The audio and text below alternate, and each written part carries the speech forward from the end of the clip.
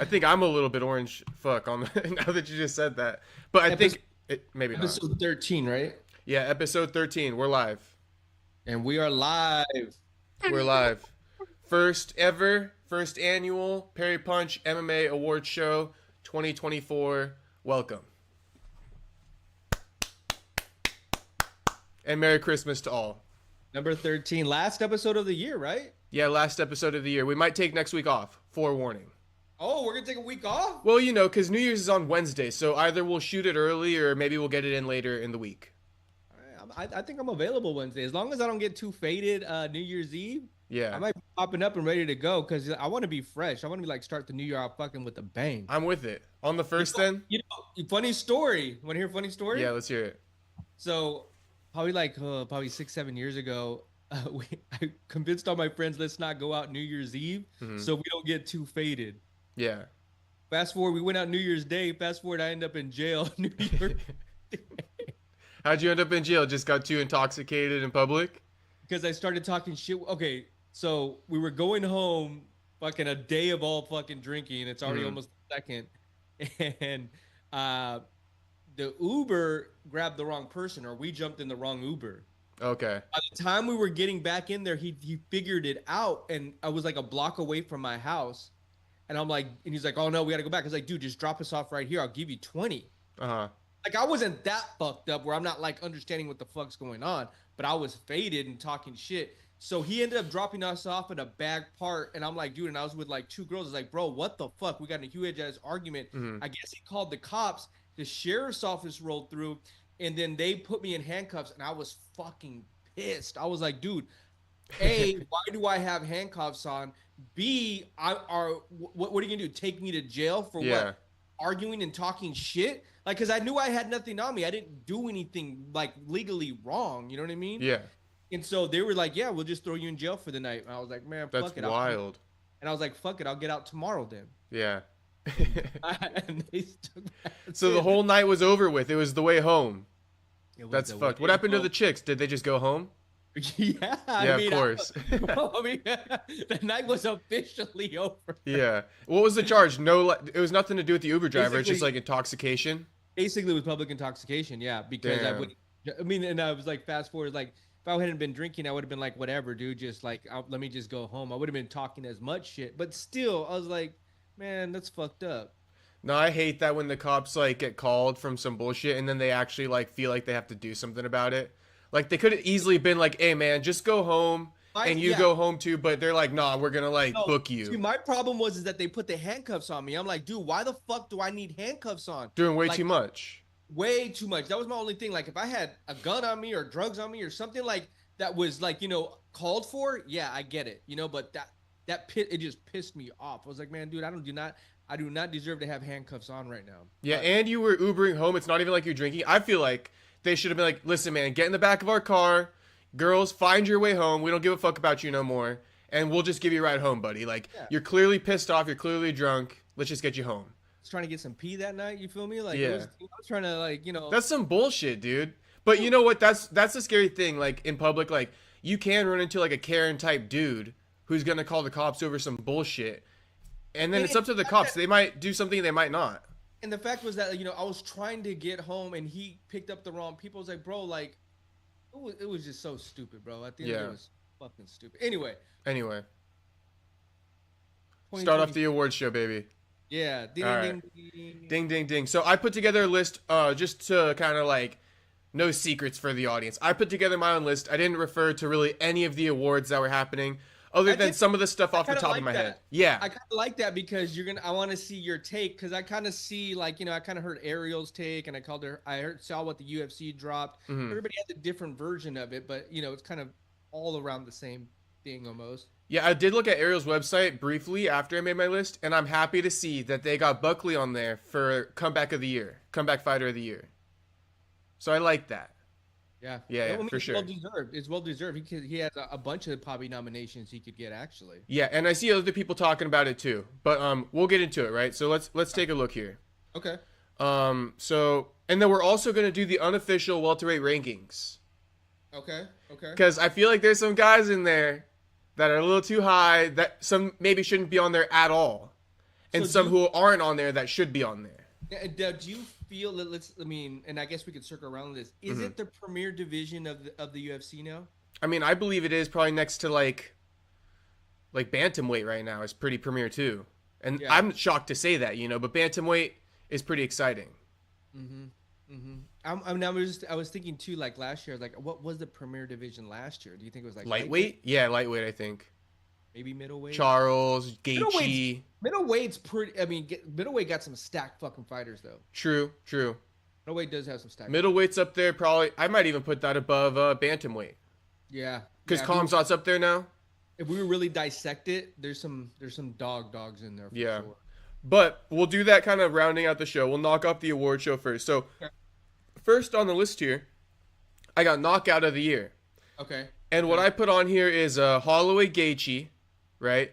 I put Bryce Mitchell Kron Gracie. Okay. Because that was recent.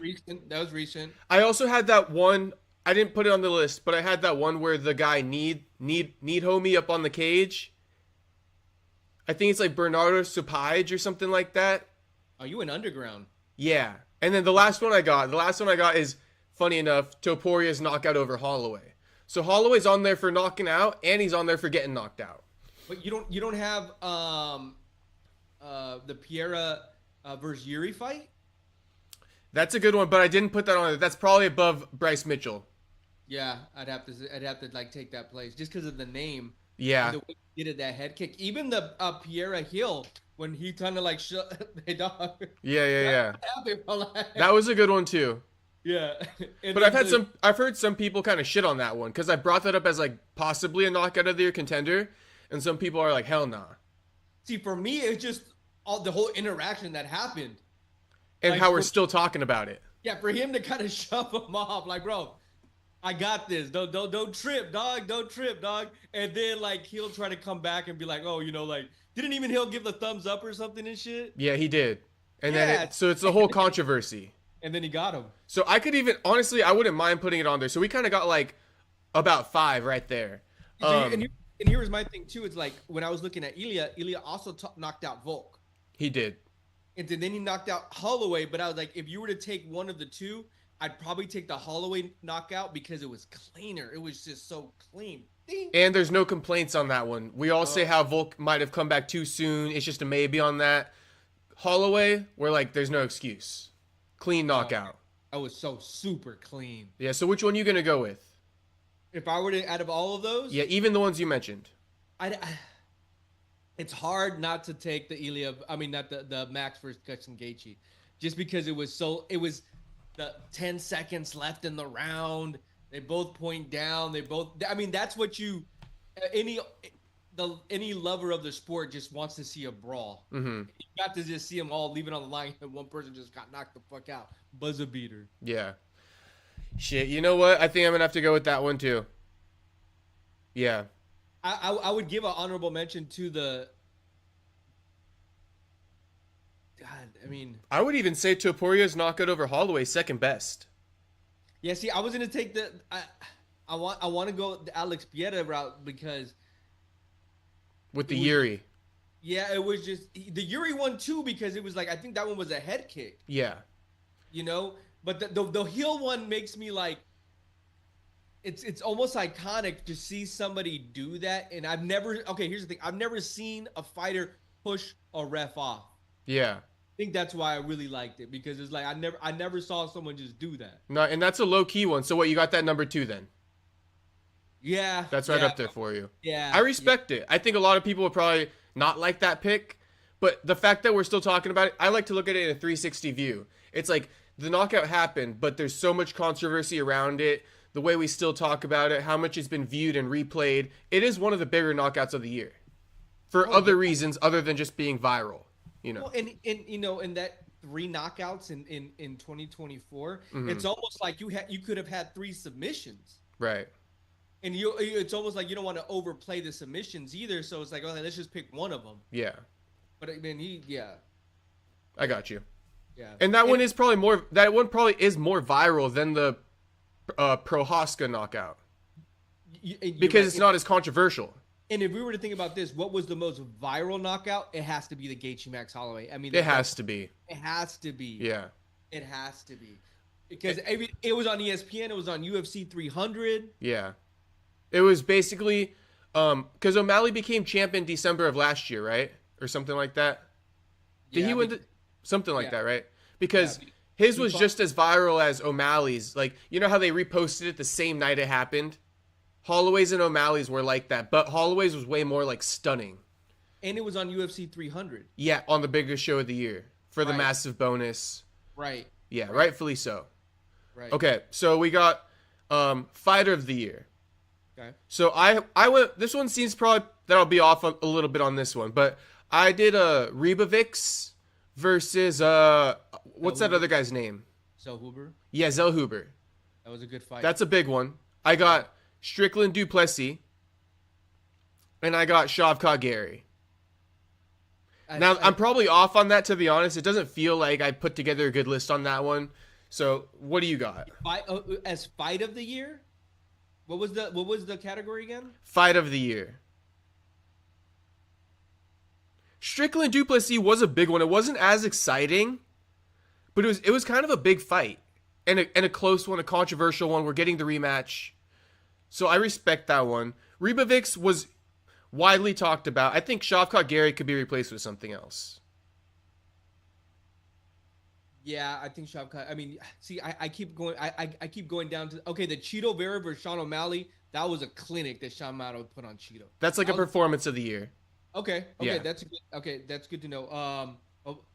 So let me ask you this: under this category, the criteria does it have to be something that went to the 5th round? So it wasn't a finish. It was like I had to go to decision, but it was such an epic fight.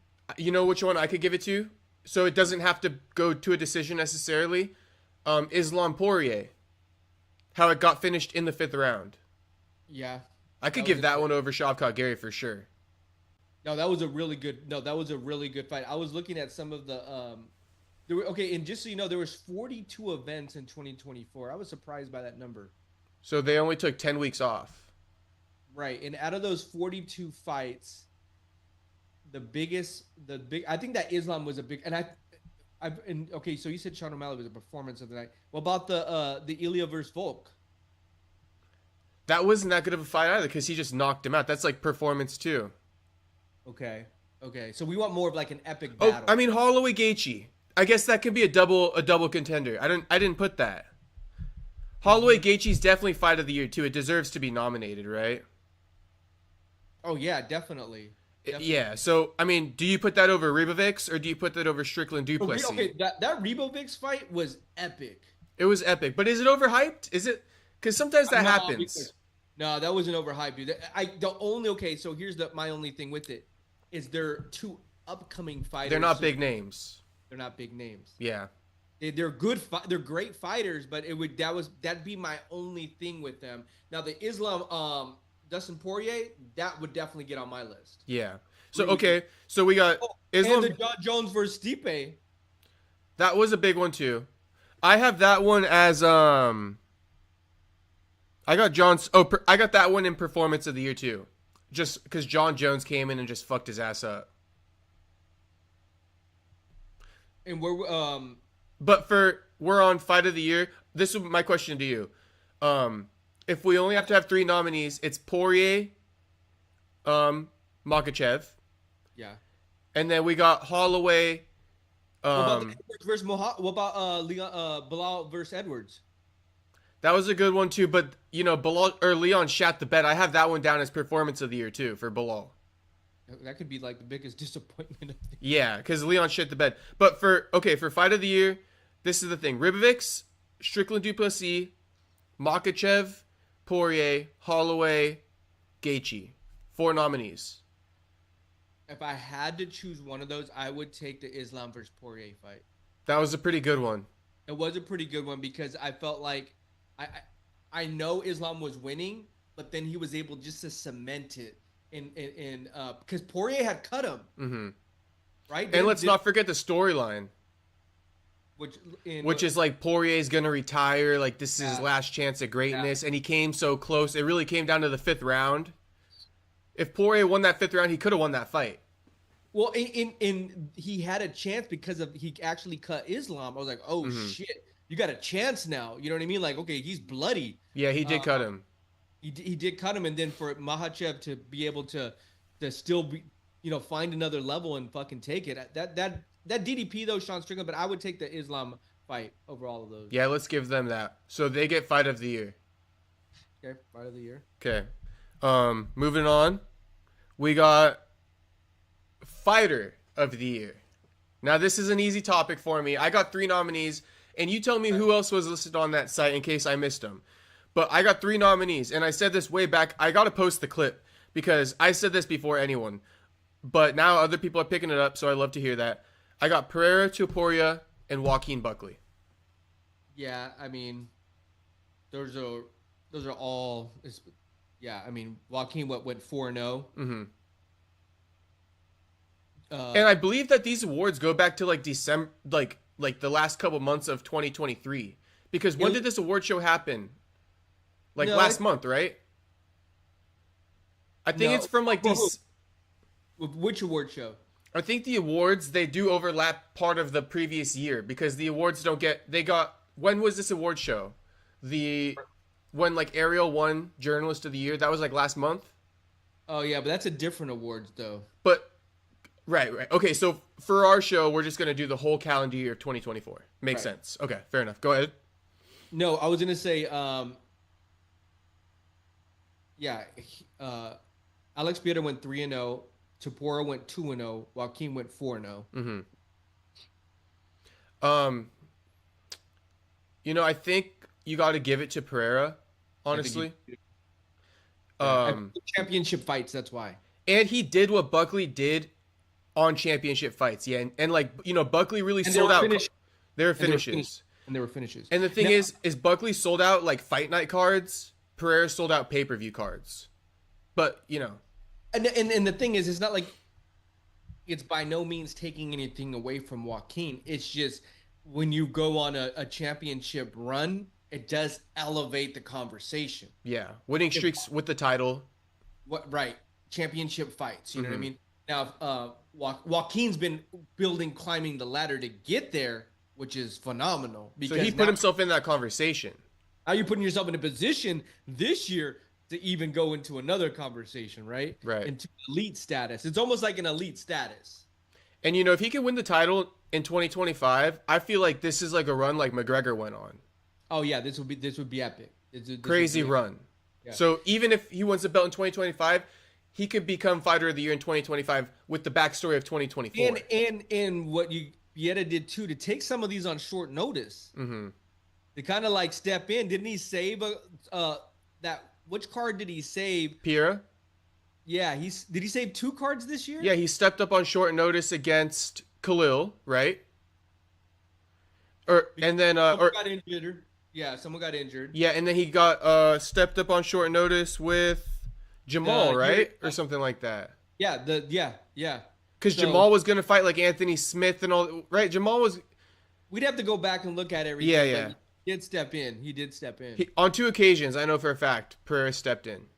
Mm-hmm. So I'll give it to Pereira for sure. I agree with that all day. And, Ilya and Joaquin, similar paths. I think Ilya is just a couple fights ahead of Joaquin, where he got the title shot.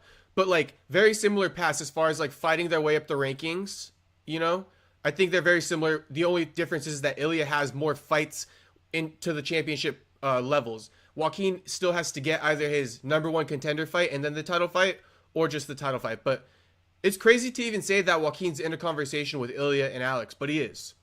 Yeah, and the finishes, right? He finished Kobe, even though doctor stoppage. If the doctor wouldn't have stepped in and stopped it, the dude would have been done. And he knocked out Stephen Thompson. Mm-hmm.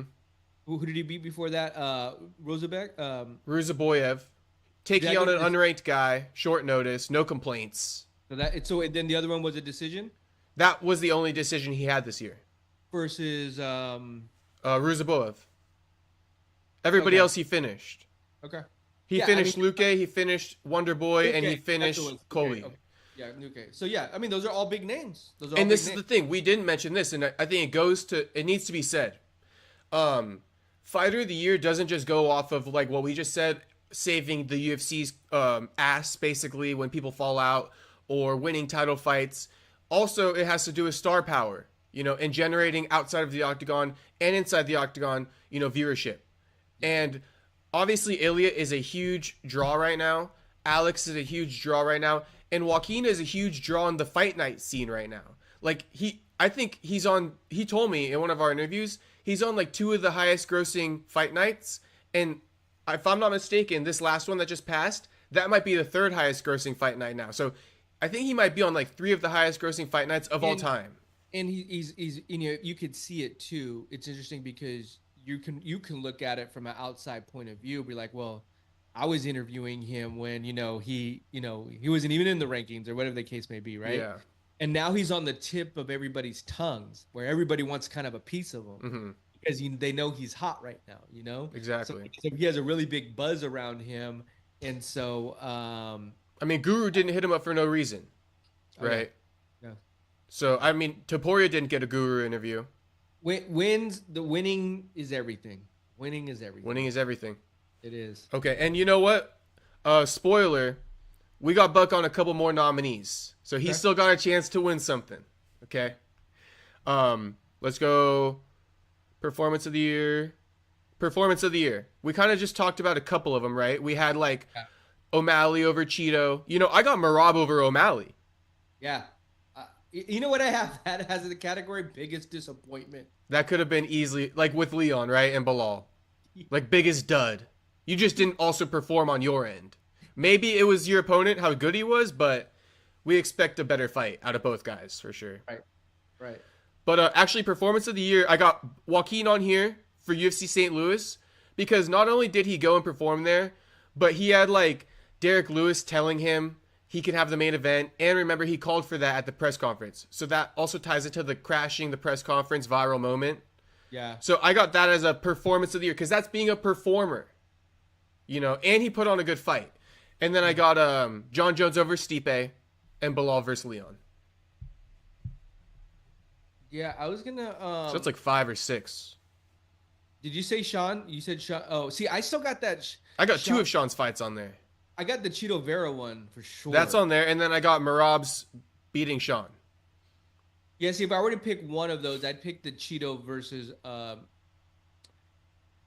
Sean beating up Cheeto because that was a fucking like masterclass. It was a masterclass for sure.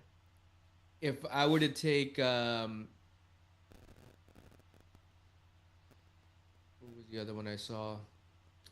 Bilal, you said Bilal versus Leon, right? Yeah, that was a really good one. And Bilal talked all that shit. He talked all that shit. I think the DDP versus Adesanya one should be in there too. Oh, you know what? That's a good one. Did that happen to be on the list that you're checking out? No. Okay, no. But that's a good one. Yeah, I'm looking at because all the cards right now. That's one of the biggest beefs of the year. Let's not forget. That's one of the biggest beefs of the year. That's true. If not the biggest beef of the year. And he submitted him too. And I felt like at that time that Adesanya I thought was catching his second wind was like, I felt like he was about to turn the table, but then once DDP got him down, he just grabbed him, he had him. Yeah. And I love Izzy, but he kind of fell off a cliff as of late, for sure. I don't know if it was the level of competition or if it's age, but he seems to have fallen off a cliff. Let's see how he does against Imavov. Yeah, that's going to be a good fight. I like that. Yeah, because you got to fight like a dog in that one. Mm-hmm. He can't point fight Imavov, I don't think. But, striking-wise, I think he's going to take that on Imavov. And now looking at this too, dude, we got to somehow give Pantoja some flowers as well. Yeah, for that Asakura. The problem is that, when you don't generate the money. Yeah, I don't know if it would be for the Asakura fight, but even for he fought on UFC 301 in Brazil. Right. He was the headliner, no? Yeah, he was the headliner. Against who? That Australian. That was versus Steve Erceg. What was the result of that fight? No, it was a decision. Okay. If it was a finish, I might give it to him. So what do we got? I'm just looking at. I'd have to pick that Sean O'Malley fight, honestly. Really? Yeah, I really did. It was just such a fucking beating. Okay. It was a good beating. My only thing is, your pick is your pick. My only thing is, I'm just not sure how good Cheeto is. That's because Cheeto wasn't really deserving of the title shot. If he was like super deserving at the time, I might give it more credit. But I think he was coming off a loss to Sandhagen, then he won one fight, and then he got the title shot. So that's my only gripe with that. Yeah, I consider the level of competition. Yeah. Level of competition. And I think as we get better at doing these two, like when we start really creating, like even the next year, we start creating that criteria. Like, okay, what was the level of competition versus that guy's level? Because if we were to take DDP versus Adesanya, level of competition, it's a big difference. Yeah, you know what? And, I did have John Jones is on there. I got Bilal versus Leon on there. I got Izzy versus DDP. Those are my top 3 right there, I'd say. And if I were to look at it too, like, yeah, I agree with you. The Leon Edwards was on a run. He was on a run. And these were all like big, kind of like big fights, Were huge fights. They were fights. And that was in UK. It was in his hometown. And he got beat fucking for 5 rounds. Right. But so it's hard for me. I've almost eliminated to Bilal Leon or Izzy DDP. Izzy DDP is like the biggest beef of the year. Yeah. Resulted in a finish. Bilal didn't finish Leon. So I'm going to give that one to DDP. Performance of the year, DDP. DDP Izzy. But John Jones Stipe is really deserving. Yeah, yeah. That's a really hard one. I almost because John Jones has such a huge name. Yeah, you always like put him in the conversation. Yeah, even though and people are gonna say, well, Stipe was a little bit more, on the back 9. So how good of a win was it? Like now, if that was versus Tom Aspinall or Alex Pieta, it'd be over. Yeah. Because I even think like now that I'm looking at like performance, like I mean. There's a lot of names that we could definitely have on there that with Carlos Freitas and Joaquin Buckley. But I think too, it's one of those things where like, these guys, if we talk about stature, I'll go Bilal Muhammad. Bilal Muhammad? I'm going to switch it. Okay. The level of competition he had. Okay. You got Bilal. I got DDP. And John Jones, he can be an honorable mention because like you said, there's a couple things there. There's just a couple things there. But he gets on the list anyway, so we're giving him the respect. And here's the thing too: you could easily throw Alex Pieta on this list. You could easily throw Ilia Porter on this list as well. Yeah, I mean, you can. Ilia's performance over Max is the same quality. You could easily that might take it. But you could easily add those guys to every conversation. Yeah. Yeah. No, there's a lot. Ilia's performance over Max didn't really, that's probably number 1, number 2 for me. So I guess we'll just leave that one kind of like, no, we got to be definitive. I'm going to stick with, you know what? I'll go to Poirier Holloway. I'll switch it too. We both switched one time. Okay. Yeah. All right. So you're switching yours from DDP Izzy to Poirier's knockout over Holloway. They're the same fight. Well, one was submit. Okay, so here's the thing. You could switch the DDP to the submission of the year. And you know what? I need one more for submission of the year because I only got 2. Okay. So that might be right there. All right. Okay. And I'll give you UFC's list for submission was DDP versus Izzy. Okay. Magomed versus Poirier. Harrison versus Holmes. I know you love that fight. They found a way to get Kayla on there. Slime balls. And Pimblett versus Green. Oh, Pimblett versus Green was nasty. Okay. I actually had Islam guillotines Poirier, and then I had one outside of the UFC, which is Vince Morales. He went viral, and then he got signed to the UFC off of it. But I'll give it to the other 2 you mentioned. So there's Islam Poirier, DDP Izzy, and then you said Patty and Bobby Green. Yeah. So who you got? I'll give it I'll give that one to DDP.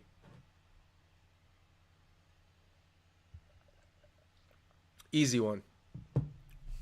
World championship level. Islam Guillotine Poirier was good too. I give it to Islam. Yeah. No, those are two good ones. I give it to Islam. That was a good one. All right. He definitely got him. That was an easy one for us. Okay. So we got now comeback fighter of the year. Yeah, do you want to see you want to hear their list? Sure. Their list is, and I say their list, it's UFC's list. Mm-hmm.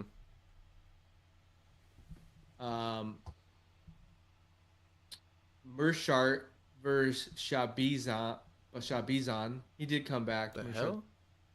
Shabazian? Yeah. Magny versus Malat.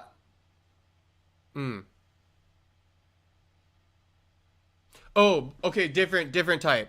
I put comeback fighter. Like who surged up their career. Okay, so comeback fighter, not comeback fight. Yeah. Okay, comeback fighter. Comeback fighter. We had that on this list. Okay. I mean, Joaquin for sure. I got Joaquin on there. I got Aspinall on there. Was he coming back? Because he had that thing with Curtis Blades, like with the knee injury. Huh? Yeah. Yeah. Okay. And since then, he's just tore up the division. Yeah. Okay. Yeah. I can see that. Third one, it's more like come up fighter of the year, so it might not really qualify, but Ilya is one of those too. He didn't come back from anything. Yeah, he didn't come back. Maybe that's a come up. That's a come up title. Yeah, so I need a third one. We need a third one. Comeback fighter of the year. Who came back? I mean, I don't know if we wanted to put Bilal in there. I mean, he had an injury but that was like a few years ago, right? Mm-hmm. Is John Jones? I mean, should we just put John in there again? Comes back from the injury. Yeah, I guess there's some validity to that. Yeah, there is. Yeah. Let's do that then. So we got John Jones, Tom Aspinall, and Joaquin. Now, I think it's honestly between Tom and Joaquin. You know, you have to give Joaquin the edge there. My opinion, just due to the fact that how active he was. How many fights did Tom fight this year? One so far? I think two.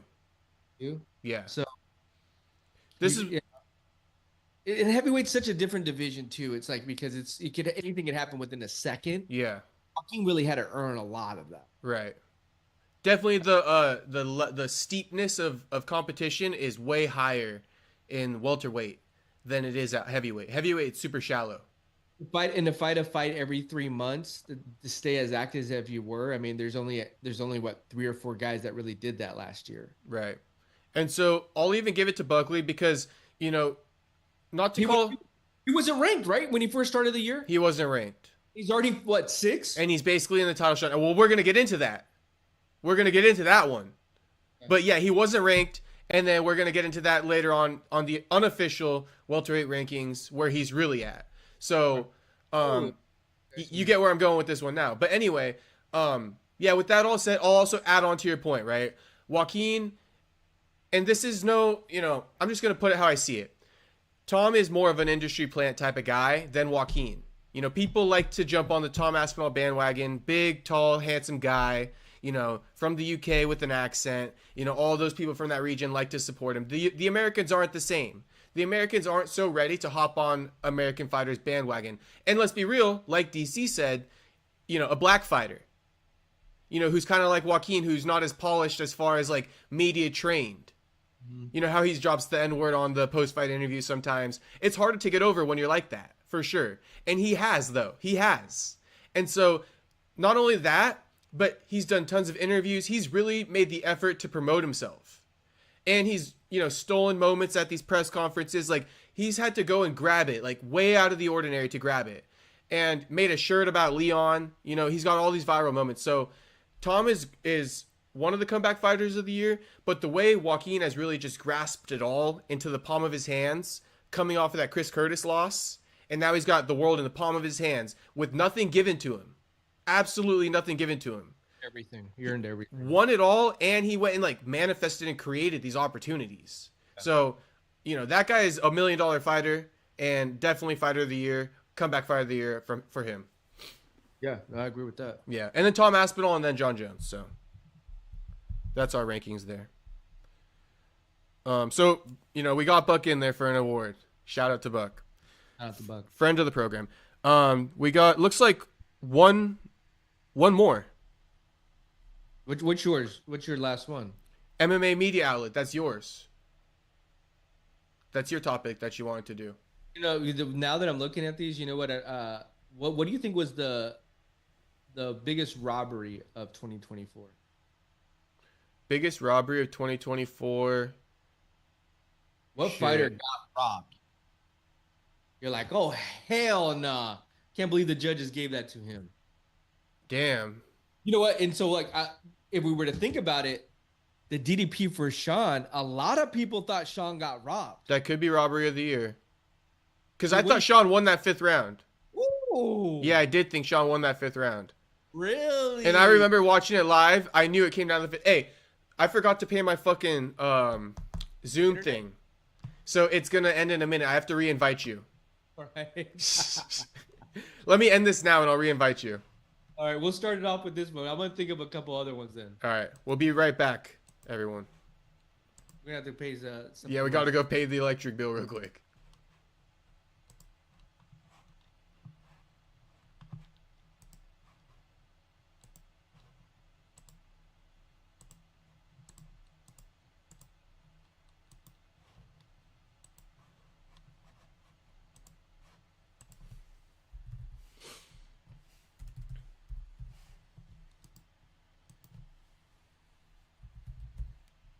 We almost back, boys. We almost back.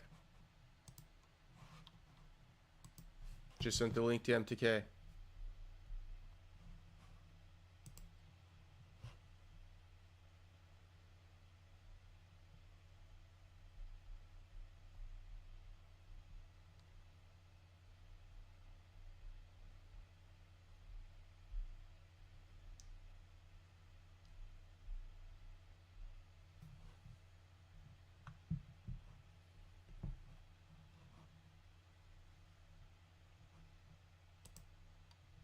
All right, we're waiting on MTK.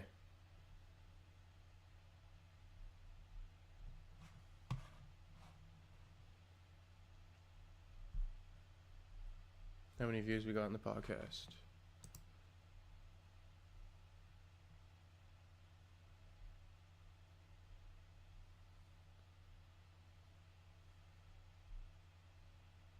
All right, we're back. Did you pause the YouTube? No, I didn't. I just blacked out the screen so I didn't get any like crazy details exposed. Got you. So we're good. We're just picking up where we left off. Yeah. So if I were Robbery to go, of the year. Yeah, you know that I think that's actually a better category than the media one. That was just thinking out the top of my head. Yeah. But I started looking at some of these fights that kind of stood out. And that DDP one, and you know what the other one was the Volkov versus Gani. Who did you think won the Volkov fight? Yeah, that was a good one. Because a lot of people said Volkov won. I thought Volkov won. To be honest, full disclosure, it was close. I didn't watch too close, so I'll have to take your word for it. All right. The other one too was the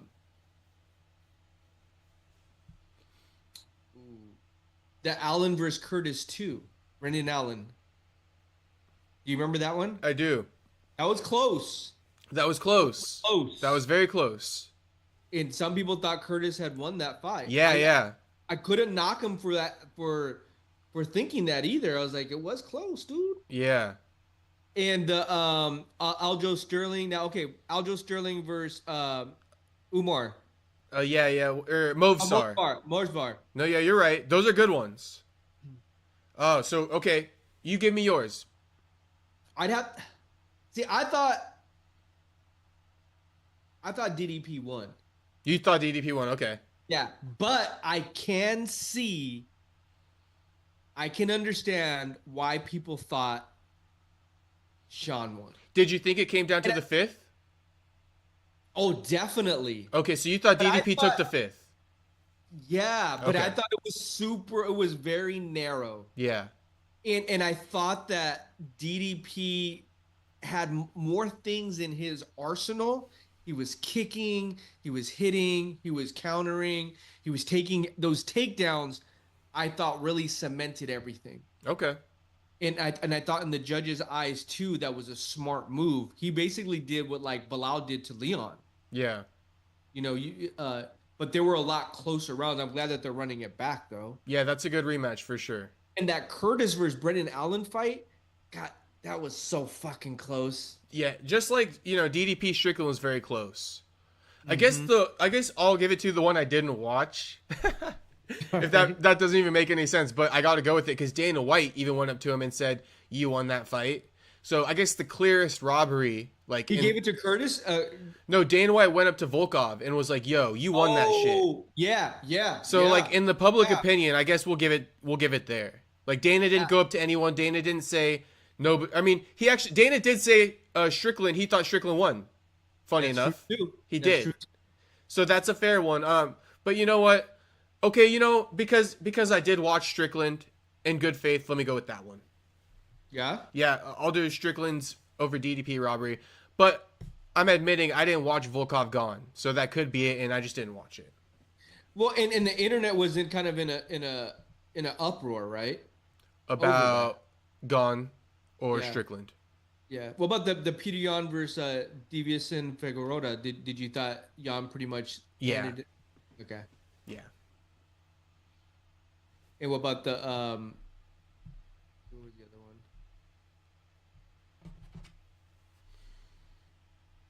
No, we already know what the what about the Justin Charles Oliveira versus Armin Sakurin? Did you thought Oh, that was a good one. Yeah. Back and forth. They went back and forth. Back and forth. But I think it was just a close fight. It was like with the Aljo and Movsar. Very close, but you can't blame either guy for winning. Mm-hmm. If it would have gone to Charles, it's fine.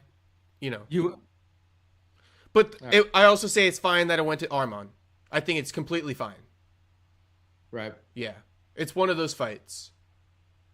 I think the other ones were a little bit more strongly opinionated. Yeah. Yeah, there was more drama around it. With DDP and Strickland, and then... That's probably another, like, good category for even next year, like, biggest drama fight. Yeah. Facts. What would be the biggest drama fight built up drama, what you had said with DDP and Izzy. Holloway Topuria. There was a lot of drama there too because a lot of drama. He don't want to stand in the middle with me. He wouldn't want to do that. Hey, and I guess DDP Strickland, because keep in mind, DDP's got that fucking mouthpiece. DDP be talking some shit. He be selling some fights. Yeah. So I'll do DDP on there twice. Because DDP brought up Sean's father and made him cry. That is true. Yeah, and they fought in the fucking crowd before it. That is true. That's a big one. DDP knows how to talk shit. And just for the record, they showed all the followers for UFC champions. DDP's like one of the least followed UFC champions. That's crazy. Crazy. He be generating some of the craziest beefs, and he's got a low follower count. He's smart too. I like the way he kind of goes. Well, he's very like psychological. Yeah, him and Bilal. Bilal is grown on me. Yeah, I fuck with Bilal. Hey, I wanted to mention this one, but you want to say something? Go ahead. I was just gonna say the other. I'm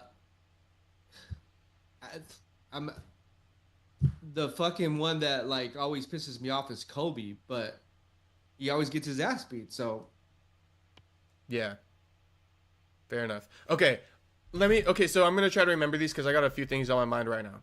Number one, okay, but I'll just write it down so I don't forget. The interview with Bilal's coach. Got to talk about that. Okay. But before we talk about that, I did want to give shine to the media outlets for fighters just because you mentioned it. I actually thought it was pretty good. And so I nominated Brendan Schaub because he's such an OG of it, he's gonna get that nominee. He's the first. And then but I don't have him winning it. I got Chael, Bisping, and Mighty Mouse.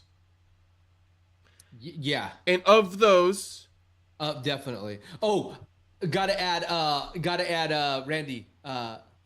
Randy. DC? No, not DC. I mean, yeah, I guess you get DC. Jackson. Oh, Rampage. Yeah. Yes, I fucking love his show, bro. Yeah. I fucking love his show. So that's a very close one. There's argument for Chael and Bisping. Mighty Mouse is new, so I'm not putting Mighty Mouse as a winner. He just came onto the scene this year.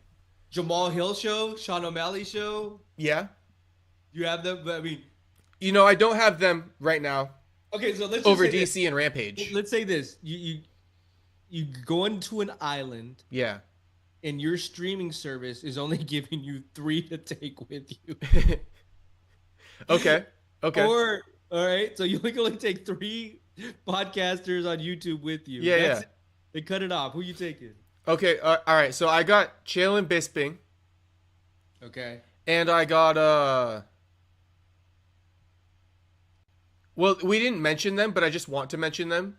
DC and Chael, I really love them as a duo. I watch that show every week. Every episode I watch. Interesting. That's probably my favorite show right now, actually. What's crazy is I liked Ryan Clark and DC better. I used to tune into that one too, but maybe I love DC, but I just never stopped watching. I'm like, all right, carry on to the new guy, and I'm loving it. But without them on there, let me go Chael, Bisping, and Rampage. See, if I'm going on an island, I'm taking Rampage Mando. Yeah. He's just too funny. He's just like something about him, bro. And then he's authentic. Yeah, the stories they tell, I fucking love it, dude. Like they'll get those guys to open up. Hey, and Rampage is a fan of our podcast. Is he? He could just I love his show. I love everything they've done on there. If I were to take my second one, I always navigate and towards Brendan Schaub. I like the way he talks and he kind of shares the story and he brings you in, and the way he's thinking about things. Like I like the way he shares the information too. It's almost like you're feeling like you're getting an inside scoop of how the UFC does things. Yeah. And I guess I gotta add Uncle Chael. Cause Chael, he just cracks me up. Yeah. I wanted to say, you know what, Mighty Mouse. You know what I love about Mighty Mouse, bro? I love how he breaks down the fights. Yeah, Mighty Mouse has a good channel to him. Like if I were to, I would probably. God, I love Chael though. Chael's OG, and he's just with it. You could turn on that camera, and he's gonna get 100,000 views. Yeah, he's just that very charismatic, very talented. I gotta give it to Chael. Yeah, he just. I'll say Mighty Mouse relies heavily on guests. Let me say it. But see, I don't even care about Mighty Mouse's guests. I like when he breaks down and he shows how the fighters do things. It's almost like how Kobe and DC did that detail on ESPN Plus, where they would take a thing and you would see how they would break everything down. Yeah. Mighty Mouse does that really well on his show, where he like pauses it. He does. You can't take anything away from that. Yeah, and he shows you the lines and shit. I love that, bro. I agree. I love that. So, and that's his own thing, right? Nobody really does that. Like Bisping doesn't do that too much. There's a couple other guys that do it, but that aren't like champions like he's a champion. You got like Luke Thomas doing it, and it's like I'd much rather watch DJ break it down. Well, and just because I mean the credibility that you have of how many belts you have. You know what he's gonna say works. Right. You're always gonna in the back of your mind with Luke Thomas's videos. It's like no matter how smart he sounds, you're like, okay, but is that gonna work? I guess I wouldn't go that far because I still think he's probably an expert at a lot of those things. It's just his results didn't.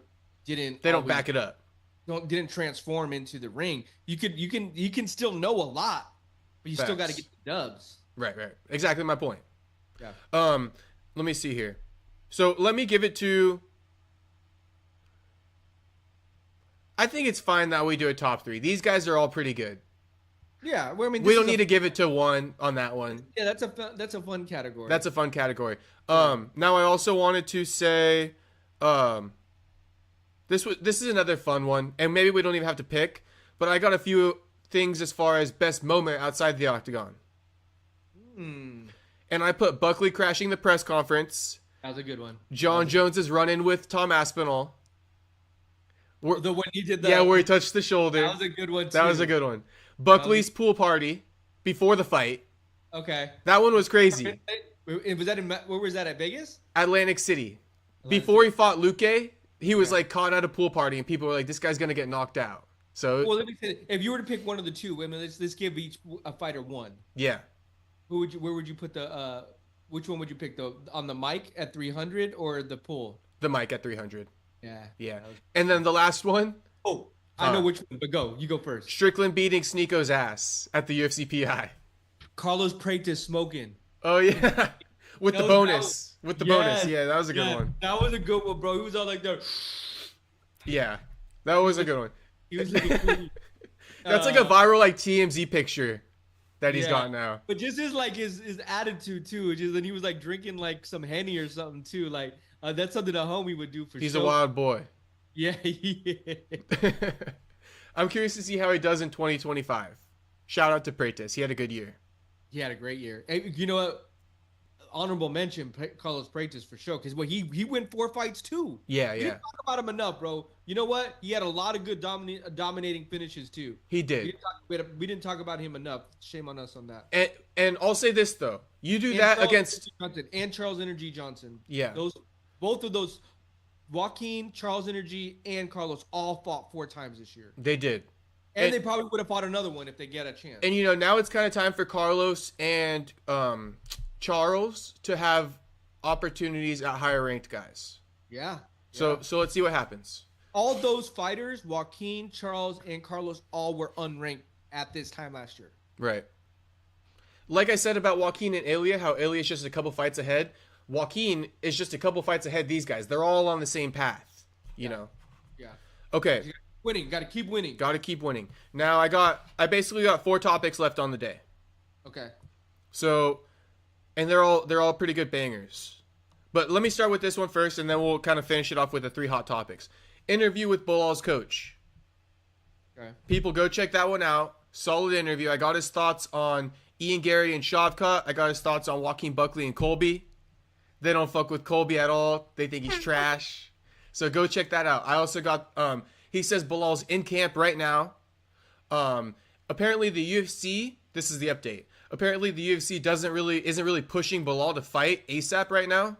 So it doesn't look like he's getting pushed back in like, let's just say February of next year at the moment. Like, they haven't called him. They're not talking about it or anything like that. Number 2, so it could be a little while. And when you factor in Shavkat's injury, right, it looks like it kind of seems like they're going to wait for Shavkat to heal up and run that fight. So we're probably this summer. I think maybe like April, May. Yeah. Okay. Makes sense. Yeah, but I thought it was going to happen sooner. But that seems to be the trajectory because there's no talks. His coach was like, the UFC isn't even really pushing right now. And you got Ramadan coming up. Oh, Shavkat's Muslim? I think they both probably are. Yeah, Bilal is too. Bilal is too, yeah. Yeah. Right. So, Done. April, May. Because I think, I don't know when it does, but yeah, okay, I got you. And so, a couple other hot topics of it. I said, well, the coach told me, he said, the thing about Shavkat is he doesn't sell. And the thing about Buckley is he's got a mouth on him. So that's money. And I said, okay, well, do you want Buckley over Shavkat then, since that's bigger money? Like you just said it. And he said the juice isn't worth the squeeze yet. He says Joaquin is bigger money in a sense, but not the bigger money that Joaquin will generate at this time isn't worth more than Shavkat's undefeated record to them. They believe that Shavkat's undefeated record on Bilal's resume will do more for him. And they believe if Joaquin wins one more fight, it'll basically boost up the money even more. And then the juice will be worth the squeeze. So he says it's on and cracking once they get past Shavkat with Buckley. On and cracking with Buckley. I like that. I like it too. I like what he said. He said he's not ducking, but that's how they're seeing it right now. Mm-hmm. Mm-hmm. And I can kind of respect it when you say, what, Shavkat's O means more to me for my legacy. And then with Buckley, guaranteed he wins one more fight. That's just going to generate more money for the both of us. Yeah, and then you because then you get undeniable too. You're like, okay, well, now I'm number 3, so we're What are we doing now? Right. And so to round it all out, I said, okay, fine. So Buckley needs to fight again, or does he sit out? And, you know, I said, I think Buckley should sit out. I think he deserves that title shot. But what do you think? They said, you know, remember Bilal's story? He had to fight like 10 times to get the title shot. So they're saying fight one more time for Buck. I said, who should he fight then? Leon or Kamaru? And he says he starches Kamaru, give him Kamaru. So that's all of it. That's all of it. I mean, there's is Leon fighting in UK? Leon's headlining UK. He said it. Okay, they just haven't called. They haven't given his opponent. Right. Okay. Yeah. So it could be Buckley. We're gonna get Buckley. We're gonna drag him out to start the new year. You know, because even though he walked out on that press conference, he shouldn't have really done that. He needs to talk. Because this is his division, right? And so it's basically whatever Buckley wants. I like how you you're mandating fighters like, hey, this is what's expected of you. This is what needs to happen, because this is the thing though, and he'll understand. He has to call the shots for himself, or else the UFC is going to do it for him. So who does he want? He gets the picking. In my opinion, you get the lay of the land. Say who you want, when you want it, and then we can get the rest of the division booked. Because Sean Brady does not deserve the pick of the land. I guess you were to look at fighters and how other fighters have determined their upcoming fights. Mm-hmm. Other fighters have to keep crawling their way up. Mm-hmm. Yeah, I agree with you. Like, you need to push your weight around now. Right. But hey, now you have a chance to push your weight around and be like, nah, this is the way I want it. Yeah. But Bilal's coach wants him to fight Kamaru. Hey, but last thing is that he goes, if Joaquin were to fight Kamaru, they actually want the coach wants Kamaru to beat Joaquin so that Bilal can beat Kamaru's ass, because they just don't fuck with each other. Because that interview and shit. Really? You know the interview that didn't come out? I did, yeah. I did. Didn't there like a clip of it come out though? I think only a clip, maybe, but I don't even think I've seen that. Okay. But the coach is like, so, selfishly, we want Kamaru to win, but I think Buckley starches Kamaru, so there you have it. And my thing is, how old is Kamaru Usman now? Like 37, I would just guess. 37. He's going to be 38 next year. Mm-hmm. It is what it is. The father time in MMA is way worse than in, the NFL. So 38 is ancient. It is ancient. It's ancient. We just got to call it what it is. It is ancient. You were definitely on the back nine. This is it. Yeah. What are we doing here? And it's even Kamaru, it's almost bro, it was he's doing almost I don't knock him. Do whatever you want to do. Dominic Cruz. Kind of, but at least Dominic is just out. But he's still in the rankings. That motherfucker. But Kamaru Usman he's like a podcaster, media guy now. He is. He's even on ESPN doing there. I mean, I don't mind him doing that. Do you? It's almost like you got to appreciate the time when you were champion and let the next guys kind of roll in, instead of just okay, well, what are we doing? Joaquin was going on 35-36 to be all right, he's now's his time to shine. All those guys. Right. Okay. Now I got a couple more. Let me see here. All right. We got Matt. Oh, and I did want to address, I was thinking about this last time we were talking about me getting jumped in jail and in prison. I made it sound like, one of my boys was like, bro, you made it sound like fucking you got jumped by 10 guys. I was like, no, I was 2 guys. I was like, yeah, okay, so yeah. So that's different. I was, yeah, and I was like, it was for running my mouth by older guys. Yeah. Which seems to be your issue. You like to run your mouth sometimes. I need to learn how to shut the fuck. I have a problem with authority, but I have a problem with authority. Yeah. But in that world, you get chin checked by your own homies to kind of put you in place. I've been fucked up by my older cousins before. Mm-hmm. You know what I mean? Just because it's bro, you need to learn. You need to, and that I did learn from things like that. As I got older, I started to understand, you just can't, you got to be careful with who you're talking to, how you talk. It doesn't matter if it's your own race or your own people, whoever the fuck it is. Yeah. You just can't be doing shit like that. Anyway, so that's all I was going to say. Fair enough. That makes sense to me. Okay. So we got, and I was going to say, touching on this last topic for a second, where you said something about Kamaru and how he's being a podcaster. Let me give these fighters some advice. Okay. This is my opinion. I feel like you guys starting up these podcasts and stuff and being like this weekly kind of takes guy, it's a very difficult field you're in because now you're reliant on like, you're winning to like be able to call fights the way you really see it. Because the second you take a bad L, you can't necessarily give another fighter shit for taking a bad L because all the comments are going to be like, yeah, but look what happened to you versus Leon. Look what happened to you versus Bilal. So it kind of fucks with your rhythm. So in my opinion, you guys want to have a media presence, go on Instagram Live, do interviews with media outlets, because also the media outlets will push you. You do more interviews with them, they will post about you more. Why will they post about you more? Because the more their audience knows who you are, the more they'll watch your interview. So and they do all the work. You don't have to do all the work. You can go train. So you just show up. You just show up and sit there for 30 minutes and you get like hours invested into you. And so I would say that like don't worry about being a podcaster until the later parts of your career, I guess like a Kamaru. But trust me, like if you look at Sean, right, he lost his title. He used to do the podcast every week. Now Sean doesn't do his podcast every week. Did you catch that or did I cut out? Yeah, I think you cut out. I can. You just froze on my end. I can hear you though. Oh yeah, it's freezing, but you're back. Am I okay? Basically, yeah, Sean, as far as Sean O'Malley. Yeah, Sean doesn't host his podcast every week. As soon as he lost his title, things hit different. But his whole undefeated streak coming up, he's always like, down to do it every week, down to talk. But now that he's not as much in the headlines, he lost to Merab, he doesn't have the energy anymore. And that's got to be affecting him. But I think too, and I've said this before, I don't know if I said it with you or I've said it with my co-host. Mm-hmm. When you prioritize your energy and your time to podcasting and you are still trying to be a champion. You did tell me this, yeah. What's more important though? That's my point too. Okay, right. Yeah. And so in like Merab's cool because he does like little funny skits. Right. Bilal's cool because he does. Bilal's smart because he's like, he doesn't really do his own podcast, but he's like a big part of someone else's podcast. He's like a guest, like a regular guest. On John Addicts, right? Right. And so like like you just said, he doesn't have to do a lot of work. He just shows up, but he can voice his opinion as much as he wants on there. Right.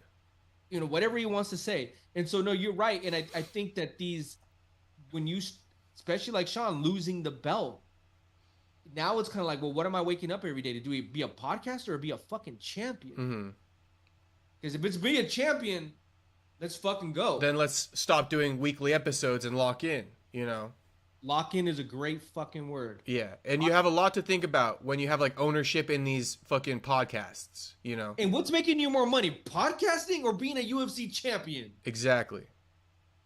And in a roundabout way, if you think you can make the millions in fighting, is it really worth the juice and the squeeze over here? Squeeze it, because dude, like you got to generate decent views on YouTube to make a decent amount of money and be consistent. And DC and chill, and it goes back to what I told you before, is like the reason why you watch these guys is because they are UFC Hall of Famers. So you're sitting wanting to hear what they have to say, and we know that they have an opinion. So evidently, after you leave the sport, you can still transition to all of this. Mm-hmm. Some of these guys, and I forgot who it was, but some of them are just super monotone and super boring. And I'm like, I like Brendan Schaub and like Rampage, like in DC because they're just so energetic and so like exactly. They have a lot of charisma to them. Rampage just oozes charisma. Those guys would basically be successful without their names. And that's, I think, something UFC fighters have to keep in mind is, will people watch you when your career is done with, though? Yeah. Because they'll watch you, while you're fighting and while your name is hyped up to hear what you got to say about your fight. But as soon as you don't got fights booked anymore, not everybody's a Rampage, who can just like... Yeah, I would say Sean O'Malley, he's very charismatic. Like, Sean O'Malley is... Yeah, he's gonna have a place in this arena for sure. For sure. Let's go to the next topic. We're gonna do the welterweights. Yeah, we're gonna do the welterweight list. Okay, so let's do a speed run. I got three things to say, and then we'll do the welterweights. Let me just get this off, and you can give me a quick reaction. But I just want this one for the clip. Okay. So Matheus Mendonca fractured his penis while he's training jiu-jitsu. Who? Former UFC fighter Matheus Mendonca, Brazilian guy. Oh shit. Now there's a lot of fucking flaws in his story though, because I think it took like a couple weeks for his results to come in, or like for him to actually go to the doctors and find out his dick is fractured. But in a couple weeks. Bro, I'm there that same day. Yeah. So let me read you his statement. And then we can talk a little bit more about it. So I put former UFC fighter Matheus Mendonca surgically repairs penis after suffering fracture in training. And this is a quote from him. I was training jiu-jitsu. I was there on vacation at my mom's house. I went to train at my teacher's gym the day before returning to Sao Paulo. In the second roll, I went to roll with Bruno, and he put his knee in my private parts when he was trying to pass the guard. I felt incredible pain and ran to the bathroom. It started to burn. But then the pain went away and I continued. When I was here in Sao Paulo a month later, training normally without pain, I started to notice some problems. I went to move and there was a lump. Then I went to the hospital. When I got there, the doctor did an exam and immediately transferred me to another hospital to have this surgery.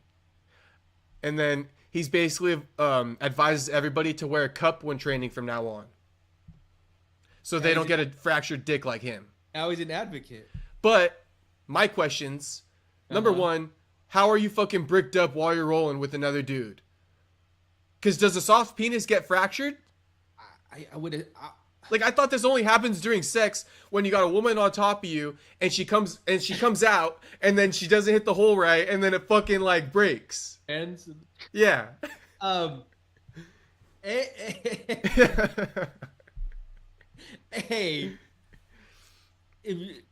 Yes, and B.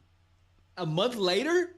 Like, bro, how was he not jerking it? Like, did he not jerk it one time in 2 weeks? Didn't wake up with a wood. This cannot be it. Yes, the time sequence isn't adding up. It's not making sense. I'm not. Maybe there's a language barrier. But I think any person in this world that broke their dick, they're at the fucking. You know what? Thankfully, I've never had a bruised dick or my balls have been hit. That's about it. You know what I mean? But I've never had the experience of like a dick being bented like that. So he had to get a fucking surgery on his dick. That's crazy. That's crazy. Yeah. So he's in a diaper cast? Yeah, but I wonder, like, do you think they replaced it with a steel rod, kind of like McGregor? With his leg? You know how McGregor broke his leg? Well, I don't think I don't know. Alexa, how do you fix a broken penis? From health.com. The goal of treatment is to put the broken pieces back in their proper place and prevent them from moving so the leg can heal correctly. Not the leg, bitch. All right, thank you. Yeah, but see, this is the thing with the dick, is that it goes hard and soft. It's not really a bone in there. It's a cartilage, right? Or yeah, now we're doctors. So you can't put a steel rod because that's always going to be hard 24/7. Yeah. You need something that's going to harden and dude, how do we fix this? How does homie fix this surgically? Because it's not like a nose, right? You can't just reset it and then you're good. Like you got to keep this boy on Viagra for a month. It's like, no, you have to stay rock hard for the next 60 days. You got to keep him away. You got to stay away from women for however long it takes to heal you. Hey, bro, just be honest. It happened during sex. See, penile fracture. I mean, yeah, but why would you be embarrassed to say that? I mean, unless it was some gay shit. A penis fracture isn't really a fracture because a penis isn't really a bone. That's the first thing. See what I mean? However, you can break your penis if you severely bend or hit it while you have an erection. That makes sense. Your dick contains tube-like erectile tissues that run the length of the top of your dick. That one that runs along the bottom of your dick, which also surrounds a strong fibrous. How common symptoms? Can it go unnoticed? What causes? I don't see how you fix it though. Diagnosis. A healthcare provider may be able to diagnose treatment. Can't hear. It's a fracture with surgery. Urologist will repair the tuberca with stitches. They'll also look for and repair other injuries that may occur during a dick fracture, such as a tear in the urethra. Successful penile fracture surgery should improve your chances of normal erections in the future and allow you to comfortably pee and ejaculate. Ooh. Holy shit. Holy I forgot shit. about the fact that he still has to pee every fucking like 20 minutes. I don't know, bro. That's crazy. Bro, the recovery has to probably have complications at least 50% of the time. You're peeing, you're getting bricked up, you're fucking soft, like you're going through all these stages all day long. It says, how can I have sex after a fracture? You have to wait at least a month for intercourse or masturbation after surgery. Damn. I guess it's probably something that has to heal on its own. But I guess there's a problem too. Like you have a problem not even getting hard. Oh shit, from here on out? Like if you don't like try to go to a doctor and figure out what the fuck's going on. Yeah. Fuck, dude. Hey. Salute to you, Matthews. Get back in the field soon, bro. Get back in the field soon, my dog. That sucks. We're with you. Oh hell no. Okay. Couple more topics. Dude, I might have to send you another invite link. This is big news though. Okay. Okay. Pereira is not fighting Ankalaev next. I'm saying it. I'm telling you that. Oh, okay. Pereira is not fighting Ankalaev next. Because if you've seen in some of the tabloids, Pereira had a meeting with the UFC, right? If he was going to have a meeting with the UFC, that is not for Pereira. Pereira is the obvious for Ankalaev. That's obviously the next guy. So he had a meeting because they got a big fight they're making. And you think big fight like John Jones or Tom Aspinall? Maybe an Aspinall. But clearly he's not, because he even said it though. He came out of this meeting, right? I got 2 forms of proof. He came out of the meeting and he said Ankalaev will have to wait. So who's it going to be? We don't know. We can speculate. But I'm telling you right now, he's not fighting Magomed Ankalaev next. He said it, and he had a meeting with the UFC. So we got to, I mean, Dana has promised Aspinall will fight John. Yeah. But who else could it be, though, besides John and Tom? Right. If Aspinall's locked up against Tom. If we're doing a process of elimination, DDP, but yeah, DDP needs to beat Sean Strickland. It's interesting. Yeah, that is interesting. Very interesting. I'm pretty sure that's all there is to it. Because there's not much I can say. Yeah, we're going to find out a lot more. We're going to find out, but I'll go out on a limb early and say Pereira's not fighting him. Okay. Last big topic, and then we will do the unofficial rankings and end the show. We'll do this one 5 minutes because then I have to send you a new link again. Devin Haney's baby mama leaked jail call with Young Thug from 2022. Man, that's nasty work. Haney's married to this woman. And I was like, bro, like your lady's over there crying with the dude on the phone while he's in jail. Man, I ain't never fucking her again. Like if my lady is over there crying and sharing all her feelings with another dude, I don't know, dude. Like that don't, nah. And to see you fucking like broken up over Young Thug like that in the jail, nah, bitch, you're not for me. I told somebody else too, was like, you're more broken up than Young Thug. Young Thug's wiping his fucking fake tears over here. Yeah, but Young Thug's the one in jail. Like exactly. Like, you're in here right now. Like I'm the one in here, and you already. Why you? Nah, like why you over here even talking to me like that? Because she saw her bag going away before her eyes. Wasn't she already with Devin Haney? No, I think she got with Devin in like 2023 or late 2022. So that was before they got together. Before they got together. Okay, well then, I can give a little bit more of a pass then. But my whole thing was like, bitch, you crying? I'm in jail. Right. But you know, I'm the one in jail. I mean, this bitch is kind of like an Ian Gary's wife type shit, like a wag. Like she goes for pro athletes. Ooh. Like you go for like Young Thug, you go for Devin Haney. Like for me, like, and this is my thing with these guys. You don't want these Instagram models, bro. They're all the same. And so what do you think about Travis Hunter's girl? Bro, she's for the streets too. Doesn't she have those tattoos under her cheeks in the back?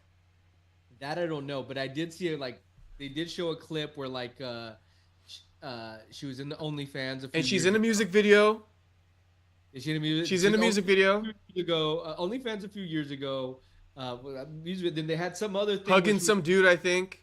Yeah, like I don't know, bro. Like Travis, what are you doing? You seem like you've been locked up in a box your whole life. Get the fuck out of that. Yeah, I wish Deion Sanders would take him and be like, dog. Deion did. He's like, hey, we love you, dog. We with you, dog. Cut that.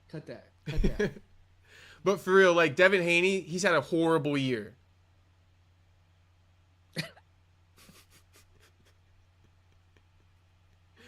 Has he not? I mean, when you put it like that, yeah. That's a horrible fucking year. Because he lost too, right? Yeah. This is the last thing I'll probably say about it. I think this is why, simply put, this is why this girl's for the streets. You ready for this one? It don't gotta be so complicated in my eyes. You're married to this woman, right? You're married to her. Okay.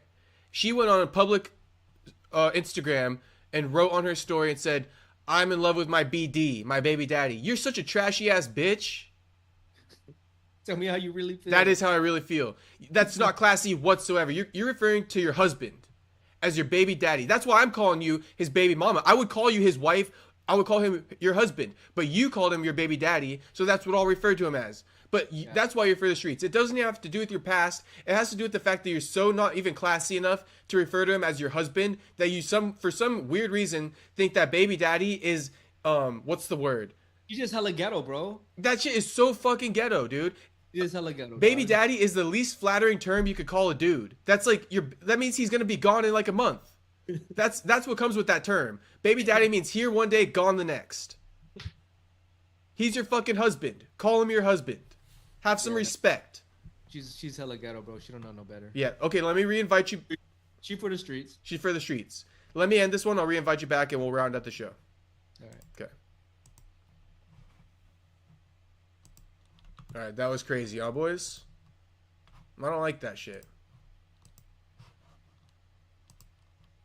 That baby daddy shit needs to come to an end. I'm telling you that right now. I'm telling you that right now, boys.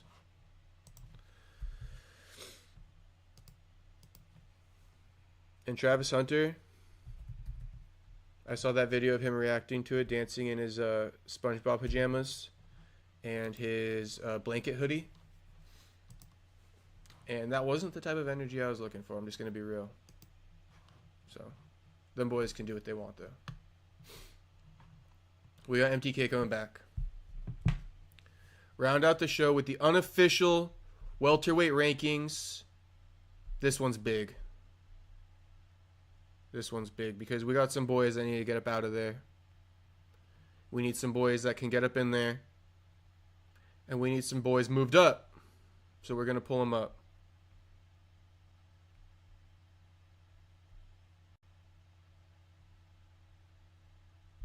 We are going to pull up the rankings. Let me get my charger.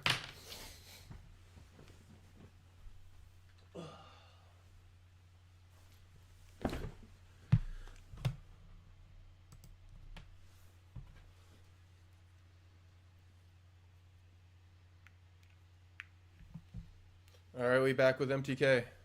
And we're back. And we're back. And we're back to round out the show with the unofficial welterweight rankings. I was going to say this.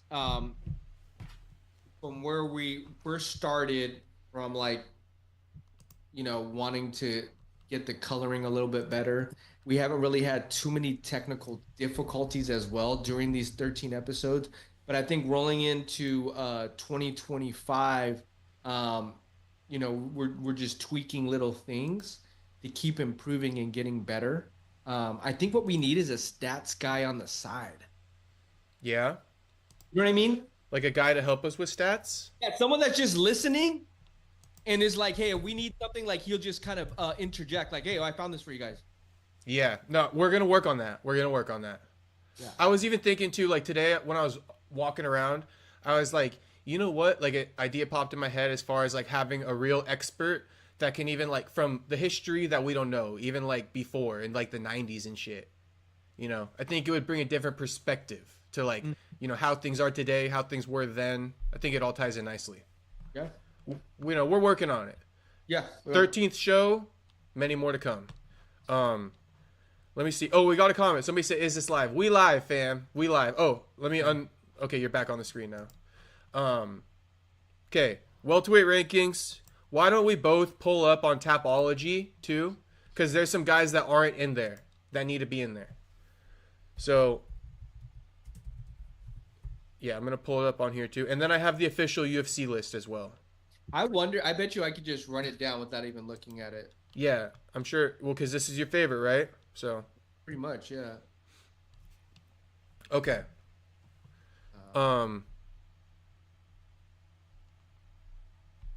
Why don't you go through yours while I kind of say mine? Is that fine? Yeah. Okay. So, what I'm thinking here, we're gonna start from the top and go to the bottom. You're gonna start from the top. When you say top, from like 20 down. Actually, no. Should I start from the bottom and go to the top? What do you think is better? I haven't considered that.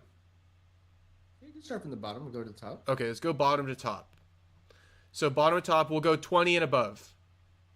Okay. Number 20 is Chiesa, by the way. Michael Chiesa is number 20. So first off, I will remove... He did win this last fight. He did.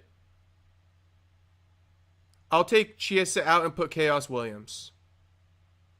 I like that. Yeah. Because he's won his last two. And... let me see here. You know what? I'll give it to... No, I'll let Michael stay. He just pisses me the fuck off, dude. But I'll let him stay. Brian Battle. 19. You know, I'm going to put him above Neil Magny. Yeah, I put Neil Magny at probably 20. So yeah, I'll put I'll switch Battle and Magny. So it goes Chiesa, Magny, Battle. Then you got Renat at number 17. Yeah, I'd push Renat out if that would be me. Yeah, Renat's like... I can tell you, he's a really good first round fighter. Really good first round fighter. Even that, robbery, a lot of people thought Renat probably would have lost that last fight. And it went to the second and third round. Against Carlos Leal. Yeah, it was a split decision. And like I said, Renat, if he doesn't get you in the first round, bro, he gets slow and sluggish. But I believe he beat Brian Battle. Yeah, he did. Like 2 years ago. Yeah. So I got to give him that credit. Okay. And he's got like a 7-fight win streak. So I got to give it to him. I'll let him stay there. Okay. You know what? Actually, to be fair. See, I'd move him down below Chaos Williams. Fair enough. You got your... Okay, so that's how your list is. For me, I'm actually going to put him above... I'm going to swap him with Randy Brown. So I'm going to put Renat 16, Randy 17. Because Randy's coming off a loss. Yeah, I'd push him. Yeah, I'd push him below. So you're gonna put Randy Brown ahead of Renat? Below. Right now, Randy's ahead. Okay. Vicente.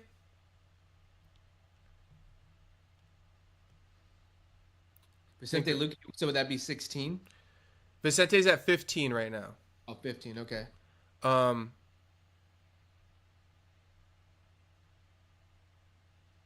He's 2-3 in his last 5 fights. And he beat Themba, and Themba's, I think there was a level of competition there that Themba just wasn't ready for. I'm going to ask you, do you think we should swap Battle into 15? Ahead of Vicente? And put Vicente like down to 16? No, because Vicente's fought a lot more ranked fighters than Brian Battle has. How many ranked fighters has Brian Battle fought? True. Okay. Vicente Luque's fought a lot of really good fighters in his lifetime. Okay, so let's leave Vicente at 15. And now Tapology's got some different rankings, so I'm going to have to pull up the official ones now. Oh, well, actually, the UFC's got Michael Page at 15. And he's fighting Shara. He's fighting Shara. So that's what I was wondering. Like, so what are you doing? Are you staying in this division or you're not staying in this division? True, right? Yeah. So let's get... I feel like this is a little bit more complicated than I thought it would be. See, like, for me, it would be more like, hey, Michael Page out, but to take that number 15 spot, you're going to have your... I think I have it right here. Hold on. Okay.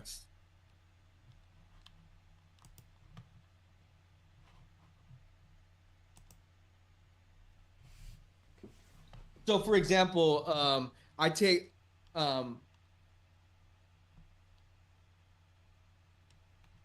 Muslim for me might be is ahead of Brian Battle. Muslim Solikov. Yes. Mike Malott is ahead of Brian Battle. Not by much. I don't think not by much though. Muslim Solikov, I barely see him on these rankings. He's not even top 50. That's crazy. On Topology, Muslim's not even top 50. Oh, no, he's 23.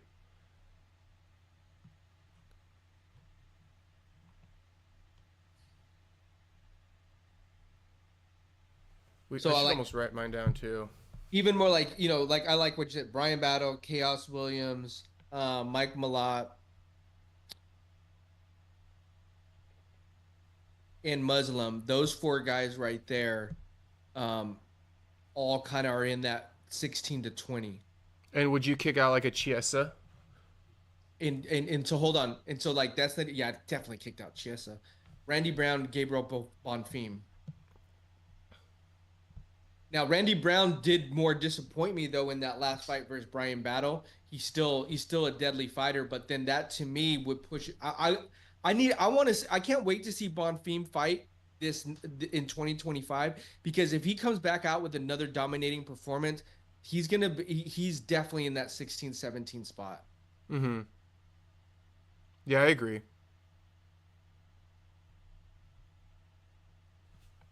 Okay, so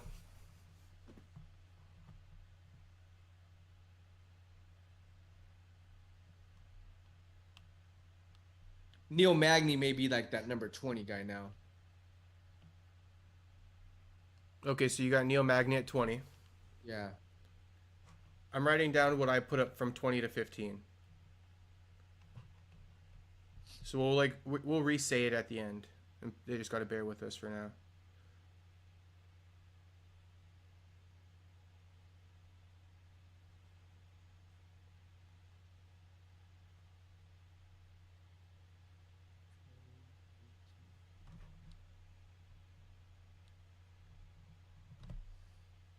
See, that's the question too. Would you put Brian Battle ahead of Mike Malott? I would.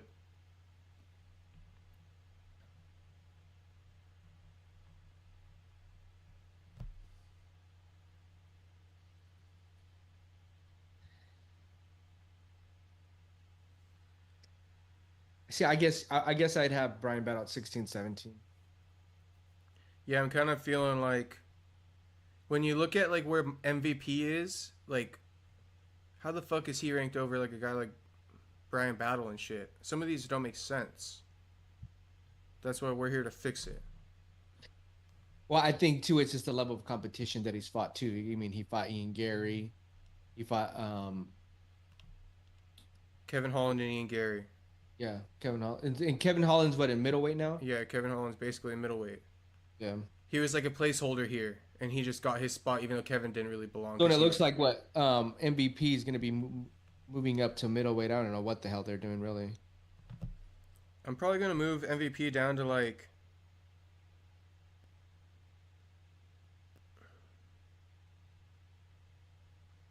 I'm gonna put MVP like around 18.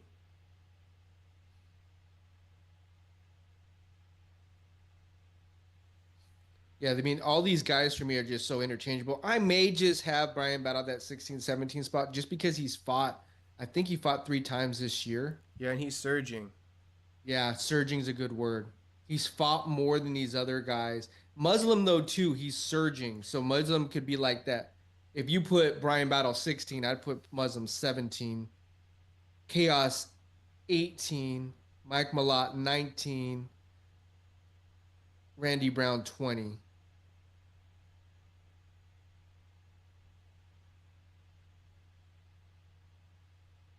I put Bonfim 21. Okay, I actually got my list back together, I think. I put Renat. I basically swapped Renat with MVP. And put Renat at what number? Like, well, I put Renaud at 14. Wow. Yeah. I mean, dude, he's got one, telling two, you, bro, three, four. He's got I'm 6 telling you. wins. I'm telling you, bro. Though some of those, like even that last one was questionable. I know, but Brian Battle, Kevin Lee, Nicholas Dalby. He is a great fighter in the first round. That second and third, there's something about him, bro. He's not it. Okay, then let me do this. Let me put him 15, Vicente 14. Who are you putting 15?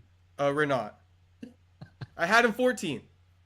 I'm just trying to kick his ass all the way out. And I've been a Renaud fan, bro. I gotta put him in there. I gotta put him in there. Past 2 fights, it's been like, bro, you're getting exposed because you're going into the second and third round and you're looking sluggish.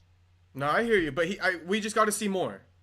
We got to see because he's looking sluggish, but he's still getting that win. So you have to credit that. And when he beat Brian Battle 2 years ago, was that a decision? That was a decision. Dominant decision though. He fucked him up. Yeah. Battle didn't even look like he belonged. So you weigh that with the bad and the good, and it kind of evens out. Yeah, I think if you give Muslim to Renaud, Muslim wins. Well, then let's run that. Oh, let's run that. Yeah, let's run that. Let's run that for sure. Okay, so I think if you give Chaos Williams, Brian Battle. Chaos Williams, Brian Battle, I like it. You give Bonfim, Mike Malott. Right. Those are 3 fights to make right there. Okay, so you got Prates in there. You got Morales in there. Thompson. Jeff Neal. I'm going to put them all down and then rearrange them.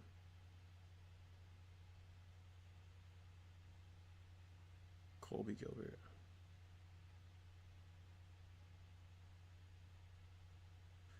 Okay, so let me see. Now I'm working on my 15 through 10, basically. Or like 14 through 9. Right.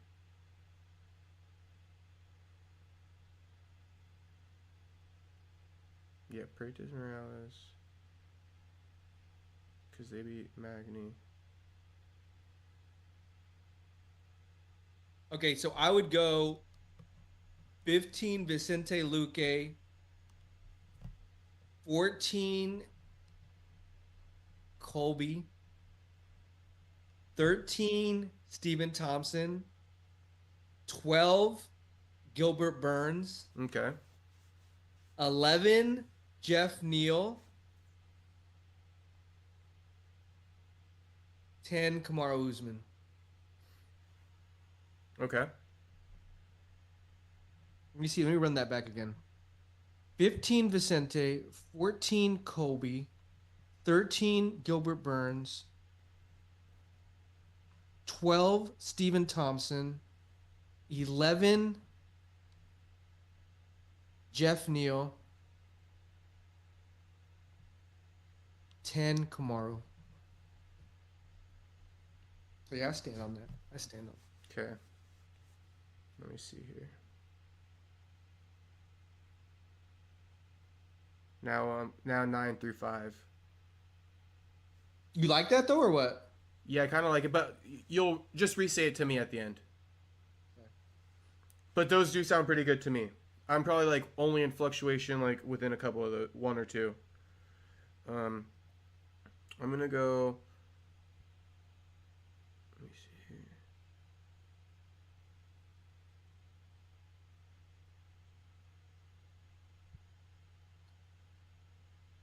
So you got Gary, Buckley, Brady, Della.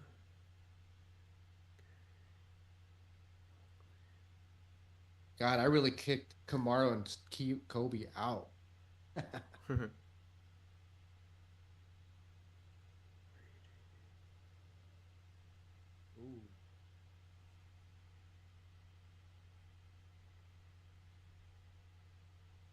Ooh, This is getting tough.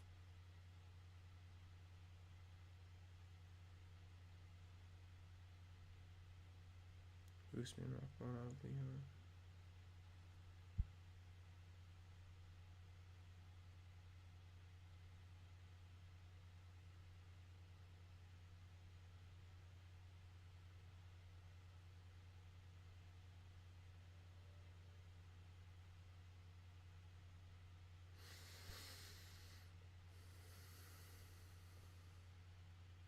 Wow. Okay, I figured it out. Okay, yeah, I got mine as well. So I got, okay, I'm going to start again. 15 Vicente, 14 Kobe, 13 Stephen Thompson. Oh, that's where I messed up at. 12 Gilbert Burns, 11 Kamaru Usman, 10 Jeff Neal. Okay. 9 Carlos Pratis, 8 Michael Morales, 7 Sean Brady, 6 Ian Gary, 5 JDM, 4 Joaquin, 3 Leon, 2 Shavkat, 1 Bilal. Okay, we pretty much got the same one. Yeah? Well, and I only started looking at yours later on, so we definitely have the last top 4. Who did you have as your 5th ranked? Hold on. Bilal, Shavkat, Leon. Who's below Buckley?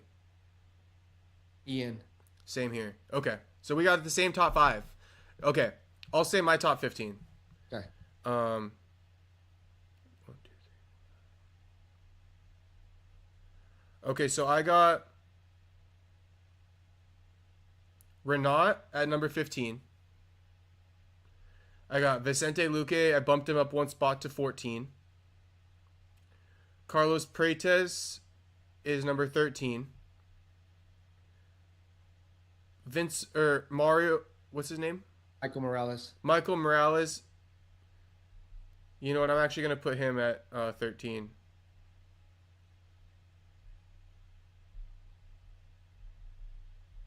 Okay. So Vicente is at 14. Morales is at 13. Prates is at 12. I bumped Gilbert way down to number 11. Stephen Thompson, number 10. Jeff Neal, number 9.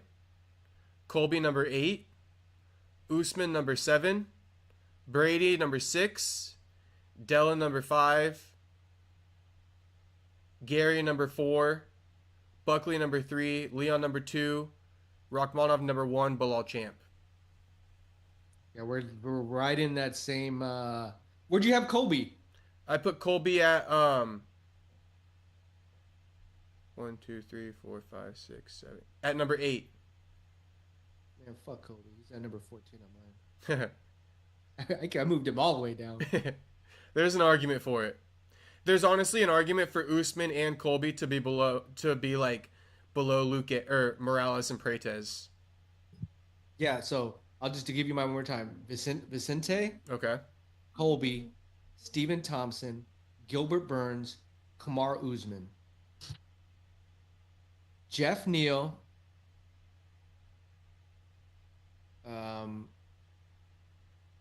Carlos Prates, Mm-hmm.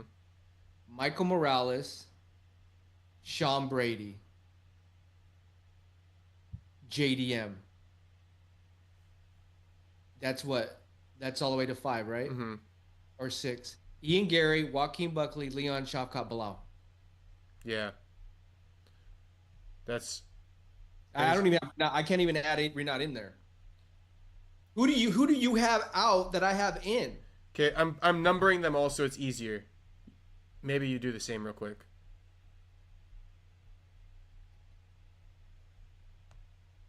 8, 9, 10. Who did I? Oh, it's because I don't have I'm missing a fighter. That's why. Oh, are you? Yeah, because I don't have the number 1 contender, because it would go number 1 contender, number 1 contender would be Shavkat. Leon Edwards would be number 2. Right. Joaquin would be number 3. Ian Gary would be number 4. JDM would be number 5. So at my number 16 would have to be, or my number 15, right below him would have to be. You might have to squeeze in Renat or Battle or Brown, but Renat. That's why I had to squeeze in Renat. I'd have to put in Brian Battle. Okay, even though Renat's got a dub over him. Yeah, just because of his last performances have been bad. No, I hear you. But there's and even then, if you think about it, the Kamaru Usman, the Gilbert Burns, Stephen Thompson, Kobe, and Vicente, those 5 guys on their back 9, they're gonna get replaced within a year. They are. Somehow, some way. But my main thing in this is to really say, this is one of my main things, because I feel like if anybody's still watching at this part, you know, thanks for sticking with us, because that was probably hard for you. it didn't go as well in my mind as it did, you know, on here. It didn't go as well in live than we had in our mind. We need graphics so they could see the visual of us putting it up. They need to have the comparison of what it looks like, because they have no basis. But this was the next one like a real one, though. Right. This is like a warm up. The unofficial, our first in front of us. We didn't even have the list in front of us, so now we have the list in front of us. When we do it next time for 2025, let's do an official one though. Facts, and we'll put it up on the screen and everything. Room to grow. My main thing in this was to say this though. Since when was Gilbert Burns some world beater that automatically meant you're a top 5 ranked guy? Because Sean Brady and Jack Della both got wins over Gilbert Burns, and they're like 3 and 4 in the division. That is absolutely ridiculous. And then for Buckley to be a former champion in Colby Covington and be put below them is absolutely ridiculous. So that's why it had to be rearranged, because the biggest thing about this is that Buckley is number 3, okay, and Sean Brady and Jack Della are below Ian Gary and Buckley. So I actually have Ian Gary, JDM, then Sean Brady. Exactly. We have the same ranking there. So we both are in agreement. It's like Sean Brady and Jack Della are getting propped up. I'm just calling it spade a spade. Sean Brady and Jack Della are getting propped up off a Gilbert Burns win. And I'm not going to let that happen. Well, here's the thing too, and this is why we'll really have to continue this conversation, because I'm not countering it. All I'm saying is that like Gilbert Burns was winning that fight versus JDM. He was winning that. He was going into that, and the reason why I respected JDM so much more is that he finished it injured. I was like, damn, bro, that fucking takes a lot of heart, a lot of guts, and fucking for you to do that, man, my hat's off to you. And I didn't like the performance before that with JDM, but I was like, bro, he really earned my respect on that. Yeah, but here would be my counter. But if he goes in and he gets another good, he needs a dominating win. That's my point. That would be my counter. But that was a dominating win, though. It was a finish, but it was back and forth, right? Gilbert had his time. Jack Della had his time. Tell me one time in that Colby fight where Joaquin was... Yeah, so when you go off of performance and domination and proving your skill set that you're the top dog, that nobody can even question it, you know, and it's against a former interim champion. Gilbert only fought for the title and got knocked out in the first fucking round or the second fucking round. You know, Colby went 5 rounds, actually went like 9 rounds with Kamaru. So my point is that these wins are respected, but when I see something like Joaquin gets the win over Colby and he's not treated the same as when JDM and Sean Brady got these wins over Gilbert, that makes no sense to me. And let me ask you this. What if the UFC goes, like I said, we could really dive deep into this conversation. What if the UFC goes to Joaquin and says, you know what, we're going to give you Sean Brady? Fuck no. See? Fuck no. Hey, Sean Brady, if you're watching it, Sean Brady, no. I think you take it and you prove, see, I told you I was better than this. Can I tell you why that's not going to happen? Tell me. Sean Brady... He wouldn't take it? No, Sean Brady's been sitting on his fucking ass, not putting his name out there at all. You do not get to benefit off of Buckley's hard work. You can fight down. So you think they're giving Sean Brady layups? I think, number one, I think that Sean Brady did get a layup in Gilbert Burns because Joaquin was calling for him then. And who was Sean Brady's opponent before Gilbert Burns? Vicente. Now, Joaquin and Sean Brady are on the same trajectory, meaning they're both getting the old guys, right? They're both knocking out the old guys. So I'm not going to knock him fully for that.